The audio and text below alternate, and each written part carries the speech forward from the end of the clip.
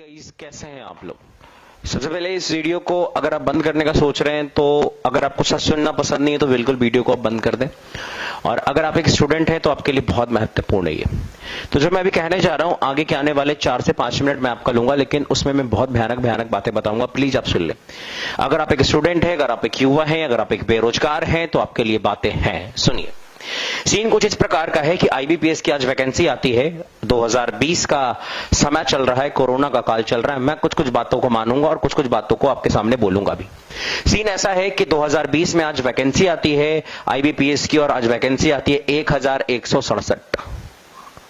इसके ठीक पहले 2019 में वैकेंसी आई थी 4336, उसके पहले आई थी 4252, उसके ठीक पहले आई थी 3562, उसके ठीक पहले आई थी 8022, 8822, उसके ठीक पहले आई थी 12434, उसके ठीक पहले आई थी 16721, उसके ठीक पहले आई थी 21680 और उसके ठीक पहले आई थी 22000। 2012 में वैकेंसी जब 22000 पिक पे थी, उसके बाद ये गिरते कहां पहुंच चुका है 1667 पे, 1167 पे। आप एक बात बताइए, इस तरीके से अगर आप वैकेंसीज को कम करते जाओगे, बैंक को मर्ज करते जाओगे, तो एक आम आदमी कहां जाएगा। आप हमेशा प्राइवेटाइजेशन को जोड़ दे रहे हैं। अगर प्राइवेटाइजेशन होगा तो लोग जॉब कहां पे करेंगे। क्या आत्मनिर्भर इतना इजी है आत्मनिर्भर बनना। आपको पता है कि अगर मान लिया जाए अगर बैंक पैसे भी दे देती है लोगों को बिजनेस करने के लिए, तो आपको क्या पता है कि लोग किससे बिजनेस कर पाएंगे या नहीं कर पाएंगे।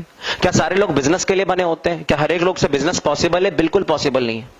इसमें गरीब का बेटा और गरीब होता जाएगा और एक अमीर का बेटा और अमीर होता जाएगा। एक सरकारी नौकरी ही, एक पढ़ाई एक ऐसा चीज था। शिक्षा व्यवस्था हमारी शिक्षा व्यवस्था एकदम बिल्कुल भी सही नहीं है। और शिक्षा एक ऐसा चीज था जिसके बदौलत एक गरीब आदमी भी आगे बढ़ के अपने बेटे के दम पे वो अपना दिन चेंज करना सोच सकता था। लेकिन वो भी पॉसिबल नहीं है क्योंकि वैकेंसी इतनी घट गई है। कहां से होगा 1167 वैकेंसी। बच्चा क्यों तैयारी करेगा ये बताओ मुझे। और इतनी वैकेंसी पे क्या होने वाला आप मुझे ये बताओ। मैं तो 3 एग्जांपल आपको दूंगा। आप प्लीज बिल्कुल अपना पलक भी मत झपकाना, वीडियो पे लगातार टिके रहना। अगर आपको गलत बात लगे आप नीचे लिख के जाना। अब मेरी बातों को सुनना। 22000 से वैकेंसी शुरू हुई थी और 1667 वैकेंसी तक हम लोग पहुंच चुके हैं। इतना कम डेटा हो गया है। और साथ ही साथ जो हमारे फॉर्म भरने वाले लोगों की संख्या है वो 10 लाख से भी ज्यादा है। आप अगर 10 लाख रुपए की गाड़ी खरीदने जाइएगा ना, तो आपको वो जो शोरूम वाले होंगे वो 1000 रुपए का केक वेक और ताम झाम में बिल्कुल यूं ही पैसा बर्बाद कर देंगे। जब आप 10 लाख का चीज खरीदने जाते हो तो उसमें 1 लाख का कोई वैल्यू नहीं होता है। सॉरी 1000 का कोई वैल्यू नहीं होता है। और आप 10 लाख के कैंडिडेट में 1000 सीट देके कौन से वैल्यू निकाल रहे। इससे बढ़िया नहीं देते तुम। क्यों दे रहे हो वैकेंसी। अब तुम ये कहोगे कि इस बार कोरोना। अरे भैया ये 2019 में भी कोरोना था क्या, 2017 में भी कोरोना था। लगातार बैंक को मर्ज कर देंगे। अरे आपका पास एनपीओ हो रहा है तो क्यों एनपीओ हो रहा है उसको सुधारोगे या वैकेंसी कम कर दोगे, बैंक को मर्ज कर दोगे। हर एक चीज को आप प्राइवेट नहीं कर सकते हैं ना। अगर हर एक चीज को प्राइवेट कर देंगे तो सरकार नाम का चीज ही हट जाएगा। एक दिन तो हमें ऐसा देखने को मिलेगा भारत सरकार प्राइवेट लिमिटेड, ये लिखवा दो। आप ऐसे करेंगे तो कहां जाएगा। शिक्षा व्यवस्था तो ऐसे ही डाउन हो गई थी और ये वैकेंसीज को देख के और ज्यादा डाउन हो जाएगी। बच्चे क्यों पढ़ेंगे। अब आप कहते हो प्राइवेटाइजेशन होना चाहिए। प्राइवेटाइजेशन कब होगा। आपको अच्छी शिक्षा मिली है क्या। एक गरीब का बच्चा क्या एक अच्छी शिक्षा पा पाता है। कोई गरीब का बच्चा अच्छी शिक्षा कैसे पा पाएगा भाई। वो सरकारी स्कूल में जाता है और आप लोग सरकारी स्कूल के मास्टर को भी कहां छोड़ते, उससे जनगणना करवाते हैं, कोरोना में करवाते हैं, इलेक्शन में काम करवाते हैं। वो इलेक्शन में काम करने आया पढ़ाने आया है।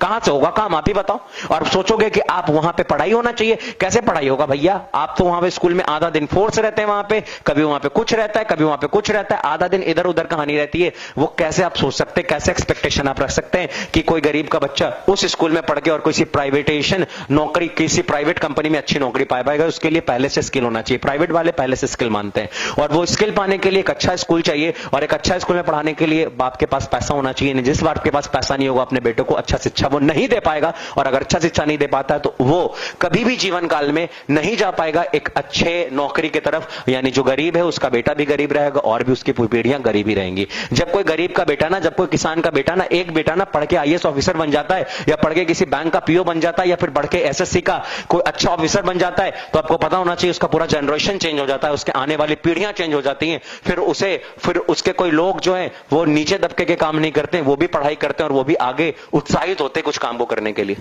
आप खुद सोचिए, अगर वैकेंसी नहीं रहेगी तो बच्चा क्यों पढ़ाई करेगा। और एक बात और, अगर आपको प्राइवेट करना है कोई बात नहीं, प्राइवेट करना बहुत अच्छी बात है, लेकिन आपकी शिक्षा नीति पहले से प्राइवेट लाइक नहीं है। हमारी शिक्षा व्यवस्था प्राइवेट लाइक नहीं है। बच्चों को उस तरीके से ट्रेंड करिए। आप भाई प्राइवेट पहले कर रहे हो और बाद में शिक्षा व्यवस्था ला रहे हो, फायदा क्या? पहले शिक्षा व्यवस्था लाइए, उसके बाद आप प्राइवेट करिएगा। आगे आइए, आगे देखिए। आपको पता होना चाहिए जनरल और ओबीसी वाले को 850 रुपए लगेंगे और 175 रुपया देना पड़ेगा एससी एसटी वालों को। आपको पता है कि कम से कम 10 लाख लोग इस फॉर्म को भरेंगे और 10 लाख से ज्यादा। मैं एक आमूमन बता रहा हूं, पिछले साल 20 लाख लोगों ने फॉर्म भरा था, इस लाख मान लेते हैं कि 10 लाख लोग फॉर्म भरते हैं, तो अगर 10 लाख लोग फॉर्म भरते हैं तो आपको पता होना चाहिए कि सरकार के पास 85 करोड़ रुपया जाएगा। और इस 85 करोड़ में से मान लेते हैं कि 10 करोड़ एग्जाम लेने और ट्रेनिंग कराने में खर्च कर देगा, तो उसके बाकी का 75 करोड़ का हिसाब कहां पे गया? आप मुझे जल्दी से बताइए, 75 करोड़ जाएंगे कहां पे? ये 75 करोड़ क्या होगा? आप कहोगे सर्विस होगा, उसको सैलरी मिलेगा, तो जो सर्विस करेगा वो क्या सर्विस नहीं करेगा? वो सरकार को सर्विस नहीं देगा। अगर आप एक स्टूडेंट हैं तो इस वीडियो को ज्यादा से ज्यादा शेयर करिए, सारे बच्चों तक पहुंचाइए, ताकि आपको पता चलना चाहिए, ताकि सबको पता चलना चाहिए कि कुछ होने वाला है, कुछ करने वाले हम लोग हैं। और जब तक हम लोग कुछ काम नहीं करेंगे, हम यूं ही हाथ पैर मोड़ के बैठ जाएंगे। मैं ये नहीं कहता हूं, मैं ये बिल्कुल भी नहीं कहता हूं, मैं किसी की भी बिल्कुल भी निंदा नहीं करता हूं, मैं किसी सरकार की निंदा नहीं करता हूं, मैं हर एक सरकार की बहुत रिस्पेक्ट करता हूं। बहुत अच्छा है हम लोग राम मंदिर बना रहे हैं, बहुत अच्छा है हम लोग 370 हटा रहे हैं, बहुत अच्छा है हम लोग पुलवामा अटैक का हमला ले रहे हैं, लेकिन बहुत अच्छा तब होगा जब हमारे देश के युवा कुछ करेंगे, बेरोजगार नहीं घूमेंगे। मेरे भाई, बेरोजगारी बहुत बढ़ रही है, और अगर आपको लग रहा है कि आप बेरोजगार हैं तो इस वीडियो को शेयर करिए। और इस वीडियो को ऊपर नीचे कुछ लिखने वाले लोगों को मैं पहले ये बता दूं कि बेटा, आप लिखने के लिए तो कुछ भी लिख सकते हो, बाबू आप लिखने के लिए तो कुछ भी लिख सकते हो, बच्चा मेरे आप लिखने के लिए तो कुछ भी लिख सकते हो, लेकिन एक बड़ी बात आती है, एक बहुत खूबसूरत आती है कि भाई आप पहले उस स्टूडेंट को देखिए जिसका लास्ट साल था, जो कई सालों से मेहनत कर रहा था, कि अगर वो इस बार कुछ एग्जाम देता है और एग्जाम निकल जाता तो उसके साथ कुछ होगा। एक बार की बात है, मैं क्लास से जब निकला है, मैं maths teacher, my name is Nishant Kumar Shah. मैं एक बार क्लास से निकला, एक बच्चा मेरे कंधे पे आकर रोने लगा, बहुत तेज तेज से रोने लगा। मैंने उसे बहुत देर चुप कराया। काफी देर चुप कराने के बाद मुझे लगा, फरवरी का महीना चल रहा था, मुझे लगा कुछ चक्कर उक्कर होगा दूसरा वाला। लेकिन वो बच्चा बहुत देर के बाद चुप होता और वो कहता है कि सर, पापा ने मेरे को इस बार पटना भेजा था, पापा मेरे किसान है, कि एनटीपीसी आने वाला है, एनटीपीसी में मैं जॉब कर लूंगा पढ़ाई करके, लेकिन सर एनटीपीसी का तो एग्जाम ही नहीं हो रहा है। जब एनटीपीसी का एग्जाम नहीं हो रहा है तो पापा आप कह रहे हैं कि बेटा इससे ज्यादा मेरे पास पैसा नहीं, अब गांव लौट जाओ। वो कहता है क्या कि सर मेरे को पढ़ना था, सर मेरे को यहीं रहना था, सर अगर मैं घर जाऊंगा तो पढ़ाई नहीं हो पाएगी, सर खेत में काम करना पड़ जाएगा, सर कैसे भी एग्जाम हो जाए, सर कैसे भी एग्जाम करा दो, मेरे हाथ में कि मैं एग्जाम करा दूं। मैं रात भर उस दिन नहीं सोया। क्या आपको पता है कि बच्चे कैसे आके रोते हैं? क्या आपको पता है कि बच्चे क्या करते हैं? अगर रियलिटी में अगर आप एक स्टूडेंट हैं तो भैया प्लीज वीडियो को शेयर करिएगा और उन लोगों तक पहुंचने दीजिएगा वीडियो जो ऊपर प्रोफाइल में बैठे हुए हैं, ताकि उनको भी पता चले कि क्या सीन क्रिएट हुआ है। आज के लिए इतना ही। Thank you very much.